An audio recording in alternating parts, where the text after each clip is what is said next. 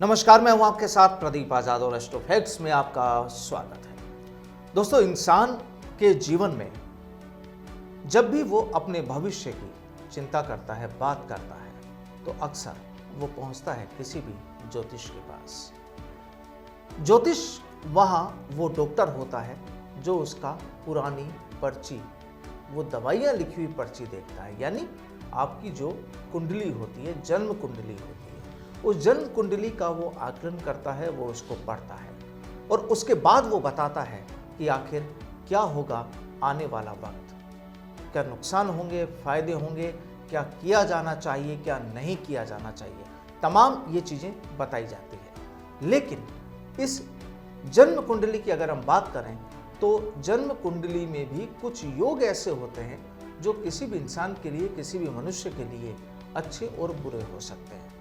आखिर कौन से योग होते हैं, क्या वो वक्त होता है, क्या वो चक्र होता है जिससे किसी भी इंसान को मुश्किलों का सामना करना पड़ता है या फिर उसके सितारे बुलंद होते हैं। कुछ इसी विषय पर आज चर्चा के लिए मेरे साथ मौजूद हैं ज्योतिषाचार्य अनुभव शर्मा जी, और अनुभव जी से हम जानेंगे कि आखिर किसी भी व्यक्ति की अगर हम जन्म कुंडली की बात करें तो किस तरह से देखते हैं, कौन से ऐसे योग होते हैं जो उसको प्रभावित करते हैं। देखिए, हमारी कुंडली में कई तरह के योग होते हैं। अच्छे योग भी होते हैं और बुरे योग भी होते हैं।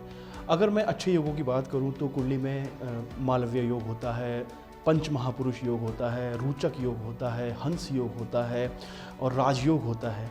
ये हमारी कुंडली में बहुत ही अच्छे योग होते हैं।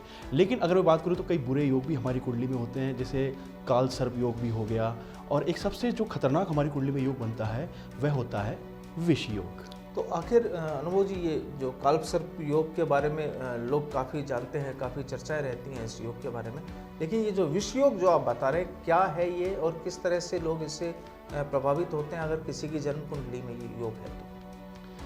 देखिए, किसी भी जातक की कुंडली का विश्लेषण करते समय चंद्रमा का अध्ययन करना अत्यंत आवश्यक होता है, क्योंकि चंद्रमा के लिए कहा जाता है चंद्रमा मनसो जात, क्योंकि चंद्रमा हमारे मन का कारक है, मस्तिष्क का कारक है, और इस संसार में जितने भी क्रियाकलाप हैं वह सब हमारे मन से ही जुड़े हुए हैं। कहते हैं कि मन चंगा तो कटौती में गंगा। अगर आपका मन सही नहीं होगा तो आप किसी भी कार्य को बिल्कुल अच्छे से नहीं कर पाएंगे, और अगर कर भी लेंगे तो वो आपका कार्य पूर्ण नहीं हो पाएगा। अब इस मन को कौन प्रभावित करता है? मन को प्रभावित करता है चंद्रमा। और कुंडली में विष योग कब बनता है? कुंडली में विष योग जब बनता है जब कुंडली में चंद्रमा और शनि, ये दो ग्रह आपस में जब संबंध बना लेते हैं तो कुंडली में विष योग का निर्माण हो जाता है। अब ये संबंध चाहे कैसा भी हो, चाहे दृष्टि संबंध हो, चाहे राशि संबंध हो, चाहे नक्षत्र संबंध हो, कैसा भी संबंध हो, जब ये दोनों ग्रह आपस में संबंध बनाते हैं तो ये मान लीजिए कुंडली में विष योग का निर्माण करता है। और कुंडली में जब विष योग का निर्माण हो जाता है तो वह जातक के लिए अच्छा नहीं रहता। उस जातक को अपने जीवन में बहुत सी कठिनाइयों का सामना करना पड़ता है। उसकी माता को, देखिए, विष का मतलब क्या होता है? विष का मतलब होता है यहाँ जहर से। विष का मतलब ही जहर है। और जिस तरीके से अगर खीर में नमक गिर जाता है तो उस खीर का स्वाद है वो पूरी तरीके से खराब हो जाता है। उसी तरीके से अगर हमारी जिंदगी में, अगर हमारी कुंडली में विष योग अगर बनता है तो हमारी जिंदगी में भी उसी तरीके से ये असर डालता है। चंद्रमा कारक है मन का, कारक का, मन का और मस्तिष्क का, उसी के साथ साथ में हमारी कुंडली में ये माता का कारक भी है। तो जब ये विष योग का निर्माण जब हमारी कुंडली में होता है तो ये मान लीजिए हमारी माता को हमसे या माता से हमको बहुत ज़्यादा कष्ट होता है, या उनकी बीमारी को लेकर के, उनके किसी भी स्वास्थ्य को लेकर के, या हमारे स्वास्थ्य को लेकर के उनको बहुत परेशानी होती है। दूसरा, अगर ये कुंडली में अलग अलग भावों में, कुंडली में 1 से लेकर 12 तक भाव होते हैं, 1 से लेकर 12 तक भाव में जहाँ पर भी ये संबंध बनता है, पहले भाव में, द्वितीय भाव में, तृतीय भाव में, ऐसे लेके 1 से लेकर 12 तक जहाँ भी इसका संबंध बनता है, किसी ना किसी रूप में ये कठिनाई देता रहता है। जैसे अगर ये 9वें भाव में अगर ये योग बनता है तो ये मान लीजिए अपने किसी भी जातक को अपने जीवन में धार्मिक जो भी यात्राएं होती हैं उनको करने से वंचित रखता है। अगर ये 10वें भाव में इसका अगर योग बनता है तो ये मान लीजिए वो व्यक्ति बहुत ही ज़्यादा कंजूस होता है। अगर द्वितीय भाव में ये अगर योग बनता है तो मान लीजिए कि उसकी माता को बहुत ज़्यादा कष्ट होता है। और अगर 7वें भाव में अगर ये योग बनता है तो मान लीजिए कि उस व्यक्ति की जो पत्नी होती है उसको बहुत अधिक कष्ट होता है और उसके 2 से अधिक विवाह के अवसर होते हैं। तो ये क्या हर जन्म कुंडली में सभी के साथ होता है विष योग, या किसी के नहीं भी होता है? नहीं, ऐसा नहीं है कि ये सबके साथ ही होता है। जिस जातक की कुंडली में चंद्रमा और शनि का 3 तरीके से संबंध बनता है, या तो युति संबंध हो, चाहे दृष्टि संबंध हो, चाहे राशि संबंध हो, या नक्षत्र संबंध हो, जब ये संबंध बनता है तब हम कह सकते हैं कि विष योग का निर्माण हो रहा है। और अगर ऐसा किसी के है तो आखिर वो क्या करे उपाय कि उसकी जो ये समस्याएं हैं ये दूर हो जाए? देखिए, अगर आपकी कुंडली में अगर विष योग का निर्माण हो रहा है तो आप इससे बिल्कुल भी घबराएं नहीं।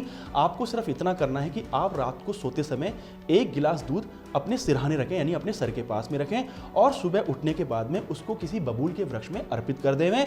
यह क्रम आपको 30 से 40 दिन तक करते रहना है।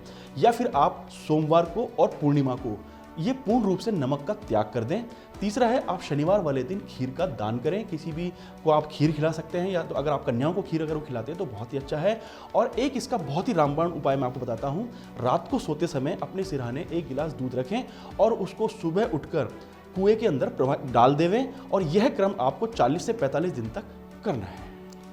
तो बिल्कुल दोस्तों, ये अगर आपकी जन्म कुंडली में भी विष योग बताया गया है या आपने चेक किया है और ऐसा है, तो वाकई जाहिर है कि जो उपाय बताए गए हैं आप उन्हें करके देख सकते हैं। संभवतः आपको काफ़ी कुछ फ़ायदा उनसे मिल सकता है और जो आपकी समस्याएं हैं, जो आपकी पीड़ाएं हैं, वो भी दूर हो सकती है। अगले सप्ताह फिर मिलेंगे एक खास विषय के साथ। तब तक के लिए दीजिए इजाज़त। नमस्कार।